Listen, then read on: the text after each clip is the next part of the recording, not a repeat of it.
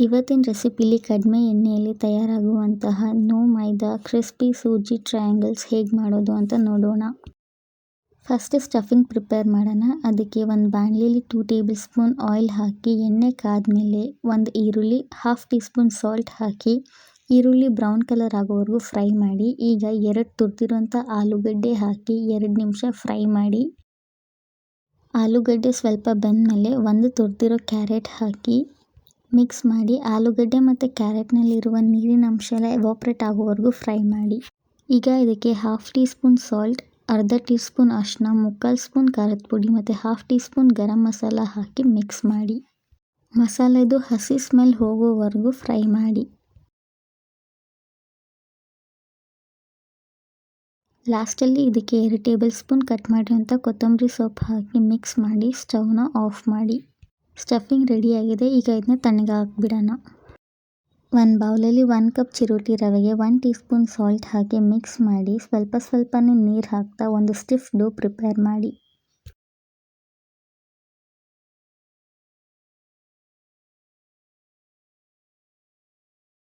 ರವೆ ಎಲ್ಲ ಒಟ್ಟಿಗೆ ಬಂದಾಗ 1 ಟೀ ಸ್ಪೂನ್ ಆಯಿಲ್ ಹಾಕಿ ಇನ್ನೊಂದು ನಿಮಿಷ ನೀಡ್ ಮಾಡಿ.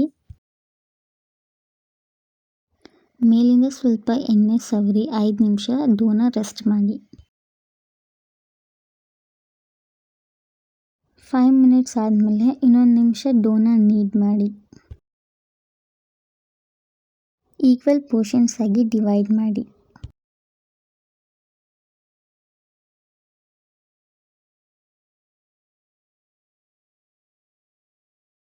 ಸ್ವಲ್ಪ ಡ್ರೈ ಫ್ಲವರ್ನ ಸ್ಪ್ರಿಂಕಲ್ ಮಾಡಿಕೊಂಡು ನಾರ್ಮಲ್ ಚಪಾತಿ ಥರನೇ ಇದನ್ನು ರೋಲ್ ಮಾಡಿ.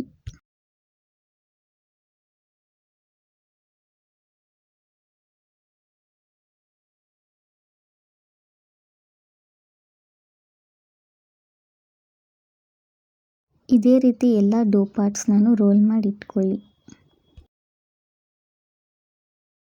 ಈಗ ಇದನ್ನ ಅಸೆಂಬಲ್ ಮಾಡ್ಕೊಳ್ಳೋಕ್ಕೆ ಒಂದು ಗ್ರೀಸ್ಡ್ ಪ್ಲೇಟ್ ತಗೊಳ್ಳಿ. ಅಲ್ಲಿ ಒಂದು ರೋಲ್ ಮಾಡಿರೋಂಥ ಚಪಾತಿನ ಹಾಕಿ 2 ಟೇಬಲ್ ಸ್ಪೂನ್ ಟೊಮೆಟೊ ಸಾಸ್ ಹಾಕಿ ಸ್ಪ್ರೆಡ್ ಮಾಡಿ.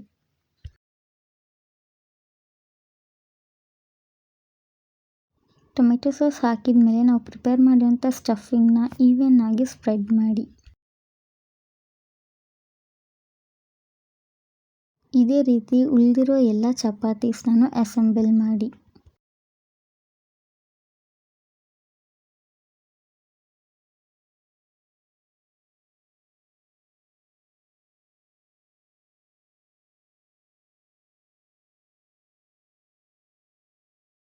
ಎಲ್ಲ ಲೇಯರ್ಸು ಆದಮೇಲೆ ಮೇಲಿಂದ ಸ್ವಲ್ಪ ಎಣ್ಣೆನ ಬ್ರಷ್ ಮಾಡಿ.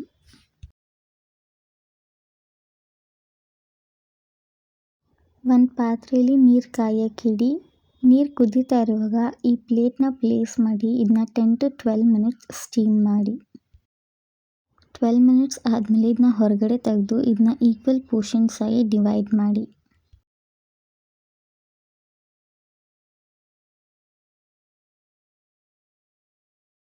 ಈಗ ಇದ್ರ ಲೇಯರ್ಸ್ ನೋಡಿ ಎಷ್ಟು ಪರ್ಫೆಕ್ಟ್ ಆಗಿದೆ ಅಂತ.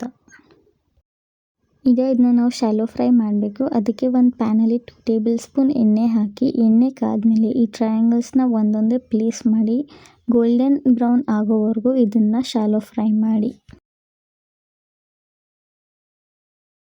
ಶಾಲೋ ಫ್ರೈ ಆದಮೇಲೆ ರವೆ ಕ್ರಿಸ್ಪಿ ಆಗಿರುತ್ತೆ ಮತ್ತು ಲೇಯರ್ಸ್ ಕೂಡ ಪರ್ಫೆಕ್ಟ್ ಆಗಿದೆ. ಹೆಲ್ದಿಯಾಗಿರುವಂಥ ಸ್ಟೀಮ್ಡ್ ಸೂಜಿ ಟ್ರಯಾಂಗಲ್ಸ್ನ ನೀವು ಟ್ರೈ ಮಾಡಿ ಎಂಜಾಯ್ ಮಾಡಿ.